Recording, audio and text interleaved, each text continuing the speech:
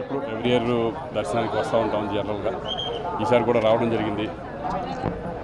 బాబుది picture start అవుతుంది 24 నుంచి.